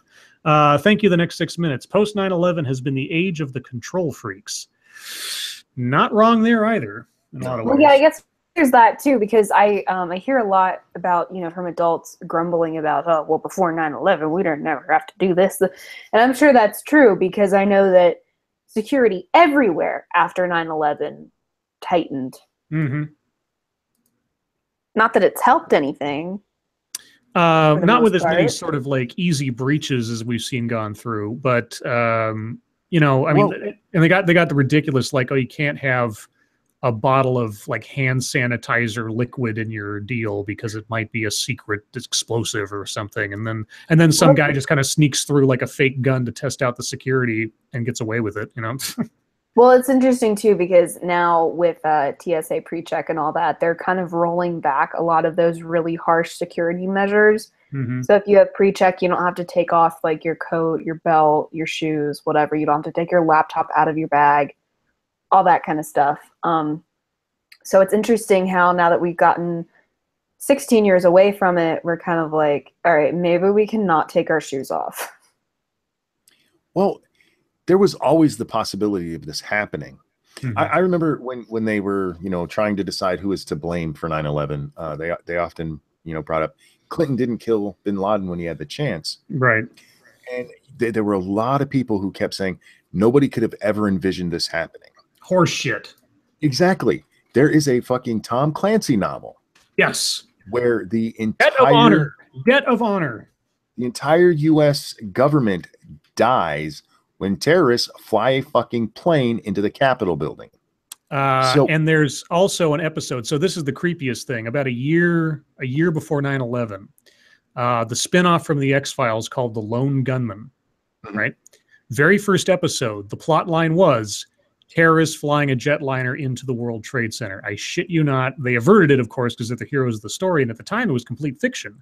This was not an unimaginable tactic. It was bullshit when Condoleezza Rice said that at the hearing. She's like, we could not have imagined using airliners as missiles. Like, you should be fired. Yeah. She should have been fired that day. Thank you, Sanguine. When people are scared, they don't think clearly, so you can sell them anything under the guise of safety. Add space colony ship tickets. He went easy on you. I'm going into outer space here. All right, Sanguine. I will work on that. Sanguine. So you can get to the moon poon. Yeah, well, it's space colony. It didn't say moon, not moon colony. Ship tickets. Thank you, Cryptic. 1 second here. Cryptic says, just watched the Broncos Chargers national anthem. No douches sat down on either team. Not today. They earned my respect. Good for them. Good for them. And a really good part about that, too, is the Chargers aren't losing yet if they're just at the national anthem. But we will. I have faith. Give it time. I also want to bring this up. It's not really related to any of this, but we were talking about, the Cold War. Mm-hmm. If you guys have never seen it or heard it, go look up Reagan announcing that he was bombing Russia. Oh, God. Yes. This story is one of my favorites from the Cold War. He didn't know he was live, and he was doing his radio address. He's just joking around. Just goofing off at the beginning and announced that he had just bombed Russia, which scared the shit out of a lot of people. Yeah, it's like, ladies and gentlemen, I've just given the order. We bomb Russia in 5 minutes. And like, oh, holy shit. I love that a president played around like that, because apparently, I mean, that's actually really funny. It's funny as fuck, and to hear it is awesome. But well, that's also kind of funny too, because you see like historical figures and political figures as like these inhuman robots who don't say or do anything that's that would peg them as human, and then for him to just be like, haha, we just bombed Russia, lol, oh shit, we're live. Well, if you want to see for the documentary freaks out there, if you can find it, there's a really, really excellent movie in regards to the Cuban Missile Crisis, amongst other things, and Vietnam. It's a documentary by Errol Morris called The Fog of War. And it basically interviews in a long form McNamara, the Secretary of Defense during Vietnam and the Cuban Missile Crisis, Oh, yeah. Robert S. McNamara, and the stories he tells about what was going on leading up to and during the Cuban Missile Crisis, where you just have these scared but professional human beings in a room trying to decipher the intentions of a man thousands of miles away in Russia over the movements of naval ships on the edge of, if we make the wrong decision, the entire world will be obliterated. It is amazing to hear. I mean, you want to talk about like things that seem so abstract and so far away. Listening to McNamara, who a lot of people could rightly cite him as being a war criminal himself for some of the things he decided to do. Mm-hmm. His stories about what went on during that entire situation and how close we all came. To summarize, not to give anything away, I mean, if it's history now, but if the White House had decided to take one teletype as fact versus another teletype, we would all not be here right now. It is an amazing, almost mind-boggling exercise in global politic gamesmanship that led us to still be here today. And it's just nuts. So if you can find a copy of that, The Fog of War, Robert S. McNamara, great movie. Carrie M in chat said, I don't care what anybody says. Reagan was awesome. I loved him telling those SJWs of his time to get it together or deal with the consequences. I'm not the hugest fan of like Reagan, all of Reagan's politics, but he is undeniably the best politician of my lifetime. If you want to see funny, Reagan said a lot of really funny shit. He was excellent on the fly. The closest that's come after him would be Clinton. People give Obama a lot of credit for how great a politician he is. I don't really think he was a very good politician. I think he was black. He played it well being black. Let me put it that way. He did use that politically. Yeah, he performed black well. Yeah. Well, he did. That dude's whiter than I am, and he had Jay-Z. Well, Obama has a lot of charisma, and I will give him one. There's one incident that I where Obama was a complete entertaining troll. It was early on in his first administration, and he went and spoke at a Republican conference, and there's a video of it and everything, and I forget what it was called, but it's not usual for the president to show up at this thing if he's not of that party, but he shows up and he stands up there by himself, no teleprompter, and he takes raw questions thrown at him from the Tea Party fueled monstrosity that was the Republican Party at that point. And he holds his own against some pretty heavy hitters at the time. And if you can find the video out there, I forget exactly what it was, but it was in the first like year or so of his presidency, first term. And it's not necessarily going to go down in history as the greatest thing ever, but he had a lot of balls. There's not many presidents that would go up and do that and expose themselves to that kind of soundbite danger. But he took it in stride and did a good job standing up for himself. So credit where credit is due. My problem is that would be the only time I've ever heard of him not having a teleprompter where he did well. There's a great video of him, and I actually used it in one of my clips. It was my Thank You Obama video where the teleprompter went out and he actually goes, if, and I'm like, are you fucking kidding me? He just like, when you pull the plug on that, he just malfunctions. He did. And someone unplugged the president. I've heard people say he had charisma. I never got that from him. I really didn't. You want charisma, Bill Clinton, when you can get up in front of people and go, it depends on what your definition of is, not only does that take balls, but to be able to sell it. I mean, he sold it. People are like, he's right. It does. It depends. Bill was a master. Wait, when did he say that? It was a deposition over the whole Monica Lewinsky thing. Yeah. Depends on what your definition of is. Yeah. Yes, absolutely. Holy shit. Not only did he say it, he fucking sold it. He were there literally people going, you know what? Yeah, it does kind of depend on what your definition is. Yes, there were. Oh my god. It's so fucking stupid. he was the master of bullshit. But when it comes to being just a pure politician, somebody who could just sell himself to the people by being just a regular dude who's doing a good job, it was Reagan.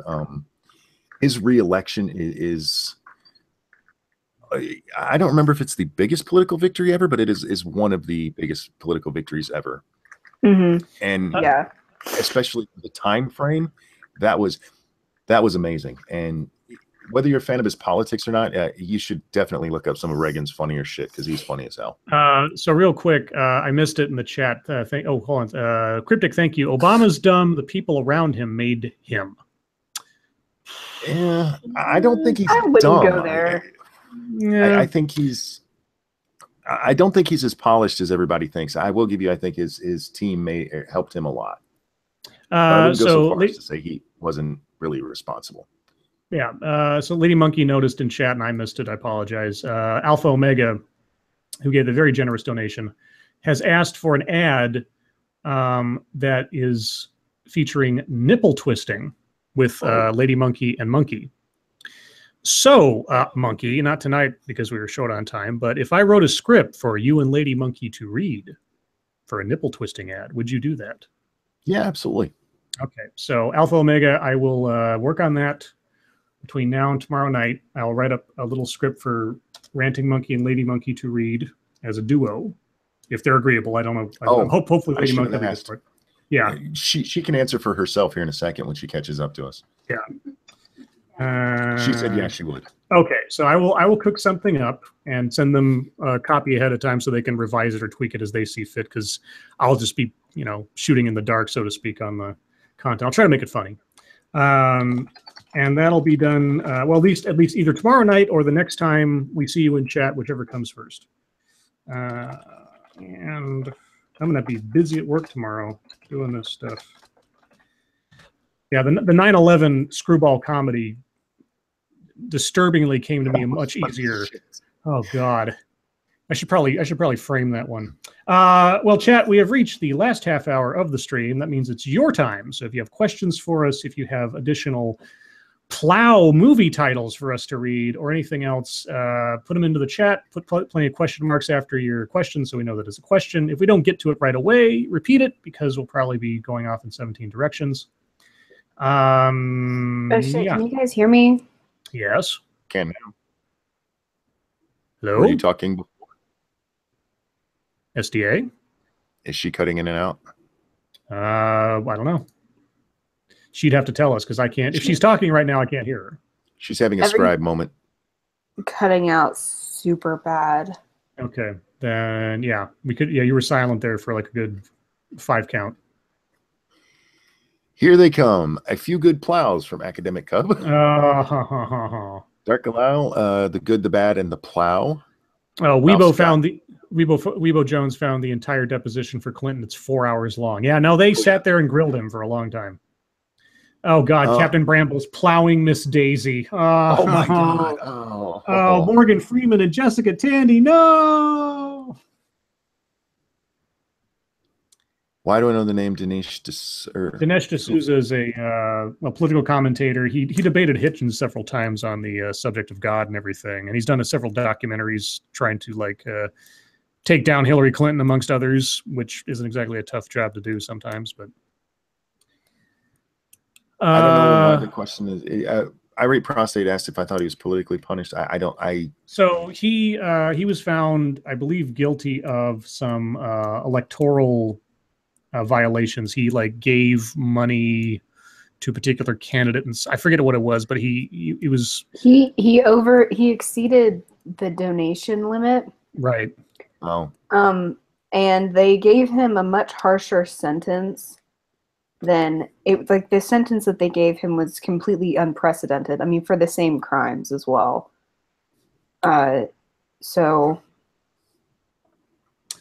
Especially given that it was a donation that didn't have any it wasn't like I'll give you this much money and you'll do this. He was just donating to a friend. It was a really weird situation. Cody Fry asks, if you could have any 2 YouTubers fight each other, who would you pick? Well, I wouldn't want anybody to fight each other, unless you're talking about verbally. in a Jello ring, left cheek and right cheek. Yeah, there you go. Right. That's right. Are you popping bottles like what? Lady Monkey actually told me I needed help because I watched the video again today. Popping bottles like what? Just that line is so ridiculous. Ralph Scott says, gentlemen prefer plows. Jordan 250 says, the jungle plow. Society Reject says, plow to the future. Can I just say the jungle plow sounds like a video you might find specialized on Pornhub? Terry Diamantis says, Lily Mead is bitching me out on Twitter. Really? Uh-oh, what'd you do? What'd you do? I never linked her in anything. Are you is that for realsies, dude? Because that'd be funny, but I'm blocked. She blocked me. Well, somebody's gonna have to take a screenshot and tweet it because I can't see anymore. No, I can see everything. Okay, because I can't see it anymore. Wow, that was quick. Now, how is it? How could she find out about that so quickly? Did somebody like retweet it with her name attached, or that's really weird? Oh, you know what it probably was? It might have been, no, SDA's been attached to things before. Maybe a bot like picked up that SDA and I are related in some way. Lately, I've discovered people who only follow me to screenshot my tweets and share with people I've blocked. That's the first and only time I've ever done that. Okay. Anyway. She doesn't mention you by name, but yes, she is. Well, I'm glad that she noticed that I screenshotted her tweets. I am also not surprised that she does not respond to the message behind it, but whatever. She has minions. Yeah, it's true. She probably does have minions. Why can't I find her on YouTube? I don't know. Are you spelling it right? Lily Mead with an E at the end? Yeah. Mm-hmm. Next 6 minutes says romancing the plow. Ugh. Ralph Scott says plow NATO 2. Jack Cochran says she needs to find the Jesus plow. Plow Nokio. Nothing for you. Is it just going to be 30 minutes of us reading plow titles? They've been going since we started. I know. Just from Plow with Love. Jacob Jet says, have all of you been blocked by Steve Shives? I haven't yet. I think I'm not. So far as I know, last I knew, he hadn't blocked me. Why am I blocked from Lily? I haven't said shit to her. Yeah, you're probably related to me and SDA. I don't even know which one Steve Shives is his real account because there's so many Steve Shives accounts now. So, oh, there he is. Yes, I am blocked on Steve Shives. I wasn't for a long time, but I guess I am now. Weebo Jones is also blocked by Lily Mead now. Oh, great. Everything keeps going in and out. I'm just gonna try to hop back in. Okay. Yeah. Cody Fry says, Scribelight, what was it like being silenced by SDA and Satsu the other night? I wasn't silenced. I just didn't have anything to add. Like when they're talking about Tekken and Rubik's Cubes and other things, No. It was when I was here. She silenced you for a second when I was talking. Don't you remember? You didn't even realize you'd been muted. When Sats on the on the I don't remember what we were talking about. Yeah. Oh, and I don't even remember. The days just run together at this point. I'll take your word for it. Well, that's your answer. He doesn't care. Yeah, it's like Uzi Q asked if I was blocked by Steve Shives. I've been blocked by Steve since I got on Twitter. Let's see. Lily Mead blocked Uzi Q. Lady Monkey says she's not blocked by Steve Shives. Should she tweet him and tell him she's my wife? No, what you should do is tweet him and tell him he needs to dry his goddamn lips. Oh. Those are so fucking nasty. Oh, yeah. Alpha Omega asks, what's your guys' next movie review? Well, presumably this Sunday, if something else doesn't come up, we're going to do Under Siege on my channel. Noon Pacific, 3 p.m. Eastern, if that still works for Monkey this weekend. But you let me know. As far as I know, I'm good. Okay, so we're going to watch Under Siege with Steven Seagal and Tommy Lee Jones and Erica Liniak and a cake. And we'll talk about that come Sunday. Let's see. Irate prostate, hashtag wet butthole. His lips are so nasty. Let's see. Plowing Private Ryan. Well, that's a whole different movie. That is a porno right there. Whiskey Theorizes says, "Hi guys, not going to Florida after all. Just laying in bed listening with a beautiful girl whose heart I managed to steal. Aw, thanks for all the support, guys. It means a lot." Well, congratulations, Whiskey. Cuddle your beautiful girl. Jacob Jet says, Scribelight, okay, who the hell is Lily Mead and why is she blocking everyone? So Lily Mead, so the story goes like this. A couple months ago, I was just looking around for stuff to do a video on, and I came across a video from a girl named Lily Mead, and it was about how to write diversity or something to that effect. And it was a girl like doing a bedroom camera thing where she was talking about how to write stories that, you know, expound on diversity in your characters or whatever. And it sounded like something I would work on, but then I thought, no, wait, SDA is like a writer, and she's like trying to become a professional writer. This sounds more like it's her speed. She's more into the writing process now than I am. So I passed it on to SDA and I said, hey, this might be your kind of thing. And with like the same day, she made a video on it. Lily Mead then took that to mean some kind of grand insult to her very being or soul or whatever, when it had nothing to do with insult. It was a critique of her ideas. And she turned that into a hit piece, essentially, that she wrote for Teen Vogue and had it printed on their blog, that took SDA to task for things she never said and implications of things that she never meant. And this led into a back and forth a little bit between SDA responding to that with a video and Lily Mead then again responding back without saying SDA's name. And so I followed her on Twitter just for, the laugh of it, basically, on the off chance that something else came up because I was curious. And then she posted that chain today that I just found hugely ironic, given her behavior towards SDA in the aftermath of that first video. So now we're all blocked.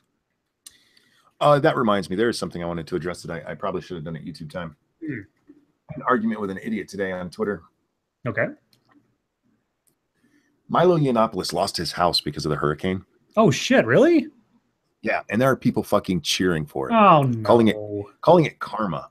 Oh, because he doesn't believe in global warming. And one of the idiots who I made a post that I said some people are confusing karma with I'm just an asshole who enjoys watching people lose their house.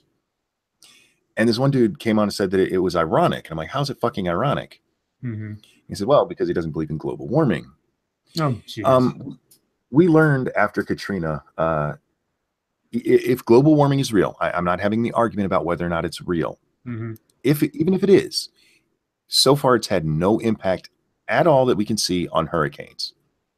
We've actually had a record of inactivity with them. If you go back to in 2013, there were only 2 hurricanes that year. If global warming is making things worse, that shouldn't happen. And I'm just arguing with this guy over and again, I'm not arguing global warming. Just trying to point out to this idiot that if global warming is real, it has nothing to fucking do with hurricanes. And he came at me with let's see, the weather on Venus, sea level rising. What was the other one? NASA saying that that hurricanes could get worse. And what was the other one? Kuwait having land. That's what it was. Oh, jeez. I'm like, dude, what the fuck does any of this have to do with anything? And this all started because a man lost his house. Yeah, to an act of nature, for God's sakes. Yeah. Cheering. I understand, enjoying karma. I really do. But Milo's never taken anybody's house. He's never cost anybody their house. And this man, he's rich. He'll be able to buy a new one. That's fine. But if you've never lost a home, we lost a house to a fire one time. And all of my toys were in there when I was little. And if you go from having things to not having them, it is a devastating feeling. And for people to be cheering this because they don't like his politics, go fuck yourselves. Yeah, so I've talked about this. Share horrible things. Yeah, I've talked about this on several occasions. The only legitimate Schadenfreude in my book is Schadenfreude that is the result of one's own actions coming back to bite them. Not act of God, not accident, not some tragedy that had nothing to do with them that affected, the hurricane didn't target Milo, for God's sakes. Okay. Yeah. If Milo was hoisted on his own petard, like you could, if you were to be so inclined, you could say that Milo having his words come back to bite him regarding young boys at Hollywood parties and all that stuff. If you want to take Schadenfreude in that, hey, that is far more legitimate in my perspective than it is to say, oh, well, his house got blown up by a hurricane. Good for him. Like, no, fuck you. Yeah. Go fuck yourselves if that's, and that goes for the other side too. I would never, if like Christy Winters lost her house, I would never fucking cheer for it. No. I've actually been having this discussion with a few people because there are people who are offended that I am friends with Ranting Feminist. And we really are. We are friends, not just, we occasionally go back and forth on Twitter. We've spent long nights just chatting about life, and we've discussed a little bit of politics, but she's a genuinely nice person.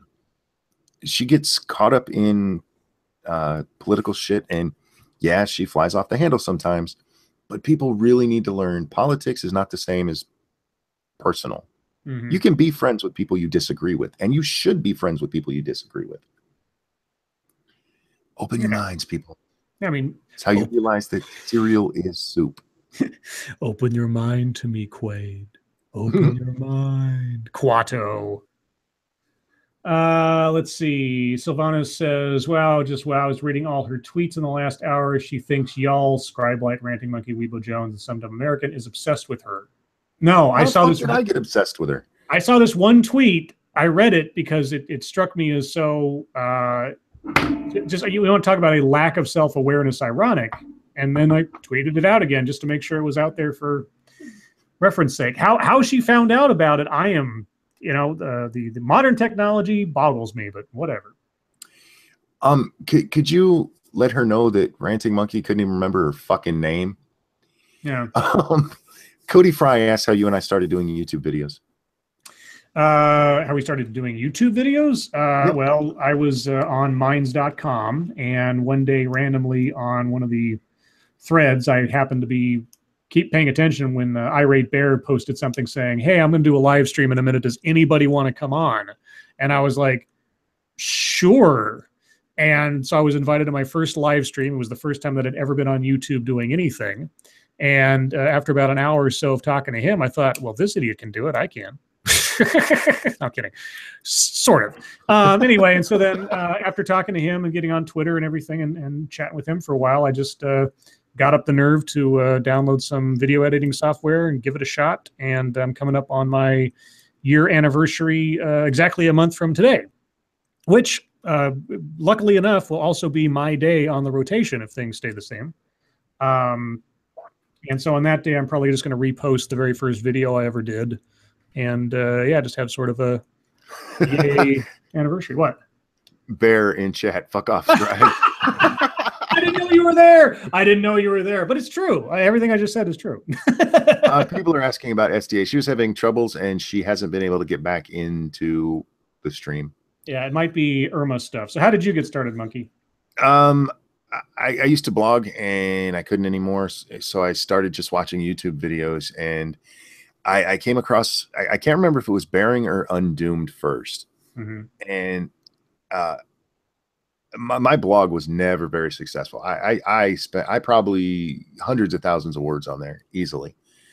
And it was just me talking out into the void. And I had a few regular followers. I think the most I ever had at one time was like 50. But these were all very, very nice people.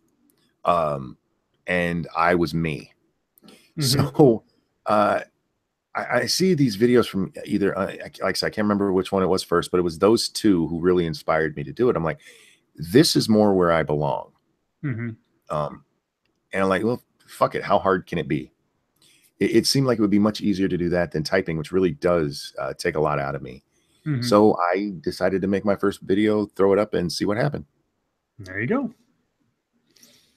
Let's see. 10-minute warning, everybody. Got 10 minutes left. Thoughts from the dryer. If you put oyster crackers in soup, does that make it cereal? No, if you put Cocoa Pebbles in soup, that makes it cereal. Let's see. The Karate Plow says the next 6 minutes. Scott says, what's your favorite movie from the Turner Classic Movie Channel? Turner Classic Movies? Do they even do classic movies anymore? No, that's AMC that went from like playing old movies to like Walking Dead. It's so weird how some specialty channels evolve. I remember when A&E had like ballerina shows and shit, like orchestra stuff. I used to love A&E back then. Yeah, they used to play like it was sort of like the cable version of public broadcasting. Yeah, PBS. It was like high-minded, artsy stuff. And then it's like, we got to improve our viewership. Let's, reruns of Law and Order. And I was like, yeah! Yes. I love that show. Oh, Michael Moriarty was the best. Stone? Yeah, it was great. Scribelight Give Sinatra says a wrench. I already did. There you go. Baby doll. Baby doll. Scott says Turner Classic Movies is a real channel. We know. No, I know. What movie? I don't know. Return of the Creature. There you go. One of Clint Eastwood's first movies. There you go. I can't remember if it was them or AMC that did the week of Halloween one year. They did just nothing but horror movies. It was awesome. Oh, could have been either one. Plow and Order, says Ken Lee. Very good. Very good. We got a couple of those. Bum bum. Let's see. Weibo says, did anyone else go through a phase of saying it's because I'm black, isn't it? Ironically, in middle school. It sounds familiar, but not me personally. Little Shop of Plows, The Shaggy Plow. Let's see. Halloween show idea. Everyone on cam in full Halloween costumes. I don't have a full Halloween costume. Ian Graham says, roommate is banging a random girl. It just makes me sad. Why? What's wrong with her? Does she have a penis? Turn on your webcam, dude. Make some money. Oh. Here's a question. Is there any other word that becomes better and nicer if you take away the hard R and add an A instead? Like gangsta. Take away the hard R and add an A, becomes nicer. Like instead of Mr. Rogers, Mr. Rogers. Rogers. I'll have to think about that one. I'm sure there's a joke in there somewhere. Trigger. Wigga. Wigga. Oh my God. The Suicide Plow, the last day of the plow. Okay. The last plow on Earth. Let's see. Have any of you seen the movie Silent Running? Ah, yes. Douglas Trumbull doing the special effects on that. And Silent Running. Oh, yeah. That's the Bruce. No, what Bruce? Fuck, I forget his name. But the guy who was like stranded on the giant habitat ship or whatever. Timothy Seelbeck. Butter. That's true. Butter. Thunder. Butter. Of course, butter isn't exactly a motherfucker. Butter isn't exactly a mean word to begin with either, depending on the context, I suppose. I just love that Captain Brambles did motherfucker instead of motherfucker. Motherfucker. Plowward bound. Silent plow. Silence of the plows. Sinatra and Irate Bear having some kind of like wrench battle in the chat, so you guys have fun with that. Scribelight renting money. What do you think of the movie Hunt for Red October? Cody, do you even listen to this stream? The Hunt for Red October is the greatest film ever made. It is one of my. It is if not one of mine. It is the best film I know of. I love that movie. I love it to absolute death. There's only one flaw in the entire film. If they just added one line, it would have explained Ramius's motivation completely. And it was in the book. It wouldn't have taken them long at all, but they leave it out, and I never understood why. They talk about his wife dying. Well, so they it's like, why would Ramius defect? And Jack Ryan mentions at one point when they're doing the briefing thing, he says, today is the anniversary of his wife's death. They never explain why his wife died. His wife died under the knife of a surgeon who was drunk, but was the son of a party member, so he didn't get in trouble.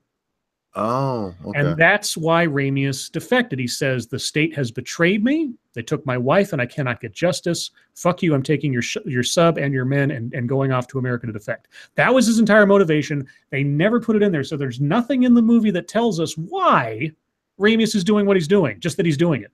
And it always boggles me why they didn't put like one extra sentence into Jack Ryan's piece. Dead Plow Society. He plowed his wife. Okay. Well, yeah, that's true. They did plow his wife. Plow and Cash. Schindler's Plow. That actually sounds like something Hitler would have had. Schindler's Plow. Plowhouse. The Plowshank Redemption. The Plow in the Striped Pajamas. Jacob Jett. Scribelight. I'm impressed with your audience. I've never seen any Czech keep a joke going for so long. Hey. These guys are awesome. Yeah, this is, well, I mean, we have to do at least one of these every stream where something ends up going like viral, and then we'll do it. Like the cereal is soup thing went on for like at least 3 streams. Now Liam Neeson doing hard powder. Hard powder. Yeah. Tongue Butter Turtle Caves. That was for quite a while. It's still out there. Scott Pilgrim versus the Plow. Reservoir Plows. Justice Plow of America. Dave Barry's Big Plow. Dude, where's my plow? Scribelight, having read the book before seeing the movie, that part never stuck out since I knew the backstory. Yeah, well, see, and that's the thing. I saw the movie before I ever read the book, and it never made any sense to me why he was doing it. And then when I read the book, I was like, oh, well, that makes complete sense. Why the fuck didn't they say so? Anyway.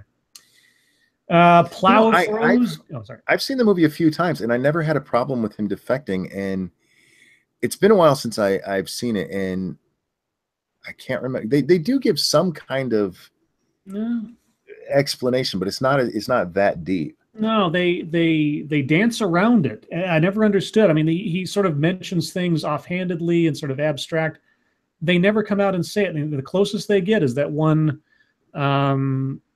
thing in the briefing. Now, maybe that was facts that only Ramius could relay, because maybe he only knows the facts behind why his wife didn't get any justice, but he never says it. And I swear to God, before I read the book, I'd always wondered, why is he doing it? I mean, he obviously wants to defect. He's willing to kill a guy and do all this other stuff to get away with it.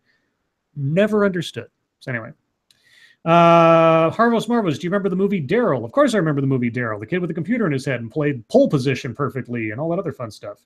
It was I remember Pole Position. I love Pole Position. Pole Position, yeah. Daryl and Flight of the Navigator were 2 movies I always thought were kind of related because of like the things the kids had in their heads. And also Eve of Destruction. You want to talk about a Gregory Hines movie that nobody talks about? Eve of Destruction was an amazing cheese 80s action movie. And Monkey, we should try to find a copy of that. Have you ever seen Eve of Destruction? I think I have, but it's been so long. Oh, so amazing. It's about this robot android woman who's got a atomic bomb in her chest, and Gregory Hines has to hunt her down. And at one point, Gregory Hines has to fly from point A to point B in a jet, and it turns out to be an SR-71 stealth bomber. Okay. But the interior of the cabin, my dad watched that with me, and he's like, I guarded those things in Vietnam. There is no way you fit that many people on an SR-71 Blackbird. And I'm like, oh shit. That is totally, he was totally doing a Cinema Sins before there was such a thing. Somebody knows the keys to my heart here. New Fate says, don't be a plow to society while drinking your plow in the hood. There you go. Thank you for including that. That is one of my favorite movies of all time. 2-minute warning, everybody. Plowman and Shovel. Okay. Top Plow. Plowtriot Games. The Plow 3, Revenge of the Snowman. Plow Watch. Better than Plowder. Faith is Abdication. Better than Gregory Hines' Meteor Man? That wasn't Gregory Hines. That was Robert Townsend. I mean, maybe Gregory Hines was in that movie, but Robert Townsend was the Meteor Man. And James Earl Jones was in that, and Big Daddy Kane and all these other guys. But yeah, that wasn't Gregory Hines. Nightmare on Plow Street. Yeah, we got Clear and Present Plow. Did you like Hollywood Shuffle? Oh, fuck. I don't know that I ever saw that. Oh my God, that's a great Robert Townsend movie. Yeah, no, I don't think I ever saw that. That's actually one. If you know any black comedians today other than Kevin Hart. They were Mhm. involved in that movie. They helped write it, and it's where the Wayans really got their start too. Cryptic says, thank you, Cryptic. That triple tit chick on your Twitter, hot. Yeah, Jordan 250 sent out a picture of a triple breasted woman, I should say, from it looks like a convention or something based off of the Total Recall lady. And guys, thank you so much for all the plowing. Plowers in the attic. Oh God, moon plowing, Beverly Hills plow, snakes on a plow, the good, the bad, and the plow. Plow me crazy. Thank you for plowing. Everybody, thank you so much for coming out tonight. Thank you to everybody who donated. Thank you to our moderators, except for Irate Bear and Sinatra says you guys are children.